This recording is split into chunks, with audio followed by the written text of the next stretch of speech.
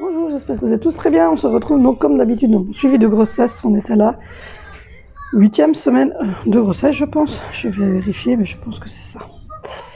Donc du coup, nous sommes à la 9e semaine de grossesse, donc 8e semaine de grossesse, 9e semaine d'aménorrhée. Donc il y a un petit décalage, évidemment, vous l'aurez compris.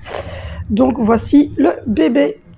Pour le moment, il ressemble à ça. Voilà.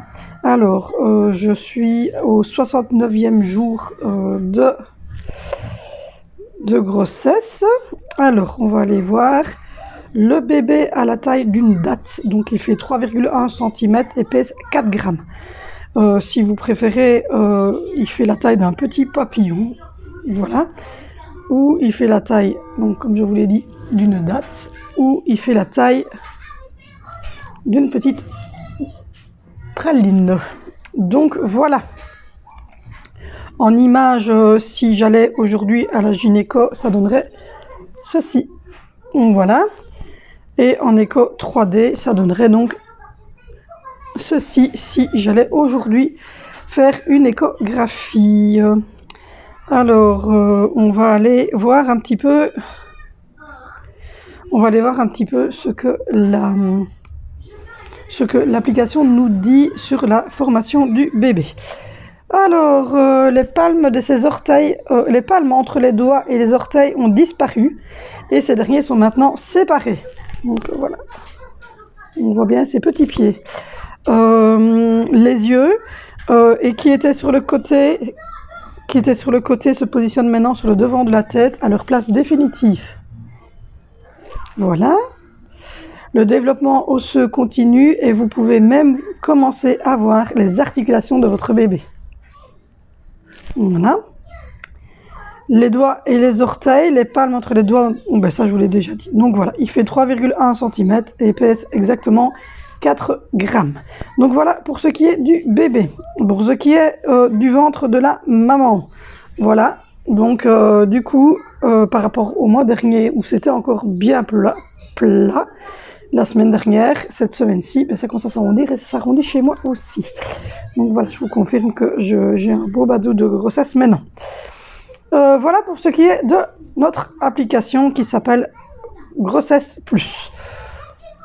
Pour ce qui est de moi, cette 8e semaine de grossesse, et donc ça fait donc 9 semaines maintenant que je n'ai donc plus été réglée. Cette 8e semaine de grossesse a été signe de un peu mieux, on va dire. Disons que je me sens un peu mieux. Je suis toujours très fatiguée dans le sens où c'est vraiment des coups de pompe. Donc c'est pas fatiguée dans le sens où j'en fais trop, ou je fais ceci, ou je fais cela. Du tout. C'est je me sens fatiguée dans le sens où parfois et souvent après le repas de midi ou le repas de soir, j'ai un gros coup de pompe. Et puis après ça passe, mais visiblement ces deux moments-là dans la journée me provoquent des gros coups de pompe. Au niveau de ma poitrine, elle est de plus en plus lourde et de temps en temps, je suis même obligée de retirer ma brassière parce que je ne la supporte plus. Mes seins ont encore beaucoup chatouillé cette semaine et mes tétons sont toujours très gros avec des petits tubercules de Montgomery dessus. Donc c'est les petits points que vous avez sur vos tétons et ils sont très prononcés et mes tétons sont très foncés mais plutôt rouges parce que moi j'ai une peau de blonde, donc à la base ils sont roses hein, et là ils sont vraiment plus rouges, voilà, plus foncés. Au niveau de l'appétit, j'ai toujours aussi faim, donc voilà, j'ai tout le temps faim. Donc j'ai envie de manger à peu près continuellement tout le temps. Voilà, je mange régulièrement. J'essaye de pas trop manger de crasse, même si je me fais plaisir, comme par exemple aujourd'hui, on est le 14 février, c'est la Saint-Valentin, donc j'ai mangé, mon chéri m'a ramené mais le petit format hein, de merveilleux. Donc j'ai mangé un petit merveilleux ce matin pour déjeuner. Et sinon, j'essaie de manger le plus possible de glucides, de protéines blanches comme de la viande, des œufs, du saumon fumé, du jambon, pâtes, des ravioles, des choses comme ça. Sinon, au niveau des nausées, je n'en ai plus. Je dois dire que ça fait 15 jours que je n'ai plus de nausées, et ça, c'est le pied. Et au niveau du sexe, oui, je vous avais dit la semaine dernière que... Et oui, petit coquin. Je vous avais dit que la semaine dernière, j'avais...